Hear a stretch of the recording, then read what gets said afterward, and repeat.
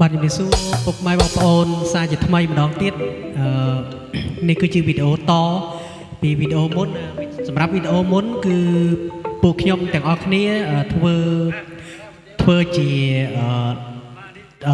melody បានធ្វើជាគ្រាន់តែជា melody ថ្មីសាកល្បងធ្វើដើម្បីឲ្យបងប្អូនទាំងអស់គ្នាបានតាមដានទស្សនាហើយអានេះវីដេអូនេះគឺជាវីដេអូតមិនថាពួកយើងនៅក្នុងវីដេអូមុនពួកយើងបន្តបានសម្រួលដាក់ឧបករណ៍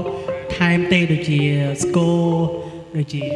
ឆឹងជាឧបករណ៍បុរាណហ្នឹងគឺអត់តបានបន្ថែមទេតែឥឡូវនេះគឺពួកយើងបានបន្ថែមរួចហើយបាទបន្ថែមរួចខ្លះវាមិនតបានគ្រប់ឧបករណ៍ទាំងអស់ទេហើយសម្រាប់វីដេអូនេះពួកយើងនឹងលេងប្រគំសម្រាប់ប្រគំដើម្បីឲ្យបងប្អូនទាំងអស់គ្នាបានទស្សនានិងស្ដាប់កម្សាន្តតែបើសិនជាមានការខុសឆ្គងត្រង់ចំណុចណាមួយសូម